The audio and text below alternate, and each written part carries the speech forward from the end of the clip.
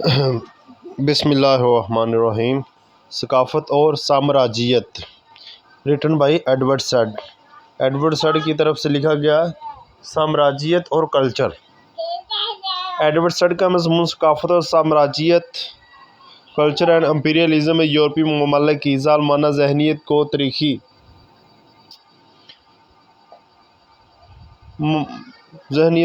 حقائق کے پس منظر میں بیان کرنے کی ایک ایسی کاوش ہے جس میں مغربی ممالک کی شاہانہ اور صفاقانہ سوچ کا عملی اثر بیان کیا گیا ہے، جس میں یورپ کے بے شمار ترقی یافتہ ممالک محض اپنے ذاتی مفاد اور لالچ کو پورا کرنے کے لیے افریقہ اور ایشیا کے کمزور اور کم ترقی یافتہ ممالک پر قبضے کی دوڑ میں لگے رہتے ہیں، اور اس قبضے کو قائم رکھنے کی خاطر وہاں کے مجبور اور بدحال عوام کا سماجی، مذہبی، معاشی اور ثقافتی استحصال کرنے سے بھی گریز نہیں کرتے۔ ایڈورڈ سیڈ نے خصوصی طور پر 19ویں اور 20ویں صدی میں کم ترقی یافتہ ممالک میں اصلاح اور ترقی کے نام پر ہونے والی ظالمانہ کارروائیوں کو بے نقاب کیا ہے، جن میں برطانیہ، فرانس، امریکہ جیسے ممالک اپنی سلطنت کو زیادہ سے زیادہ بڑھانے کے لیے کسی قسم کا ظلم و ستم کرنے سے گریز نہیں کرتے۔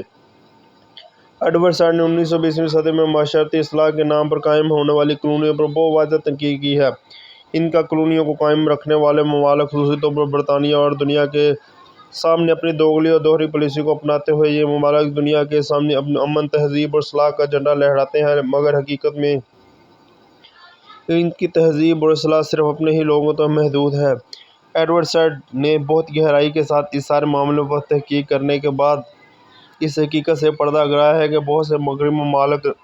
رنگ، نسل، سیاسی، سماجی، نظریاتی لحاظ سے خود کو دوسروں سے افضل اور بہتر تصور کرتے ہیں، جیسے کہ برطانیہ کے لوگ یہ سمجھتے ہیں کہ وہ دنیا میں محض حکمرانی کرنے کے لیے پیدا کیے گئے ہیں۔ یہی نظریاتی غرور اور تکبر آج کل امریکہ کے لوگوں میں بھی نظر آتا ہے۔ ایڈورڈ سیڈ کے مطابق امپیریلزم سے مراد کسی ریاست کا ایسا عمل، نظریہ اور رویہ ہے جسے وہ دور دراز کے علاقوں پر مسلط کرنے کی کوشش کرے۔ ایڈورڈ سیڈ کے مطابق یہ ممالک نہ صرف اپنا سیاسی اثر قائم رکھنے پر زور دیتے ہیں بلکہ اپنے ادب، ثقافت اور مذہب کو بھی دوسرے ممالک کے اوپر زبردستی مسلط کرنے کی کوشش کرتے ہیں۔ ایڈورڈ سیڈ کے مطابق تمام کلچر اپنے طور پر آزاد ہیں، چنانچہ زبردستی کسی کلچر کو دوسرے کلچر پر مسلط نہیں کیا جا سکتا۔ ایسی کوئی بھی کوشش انسانی حقوق کی آزادی سے تصادم ہوگا۔ ایڈورڈ سیڈ جوزف کونراڈ کے ناول ہارٹ آف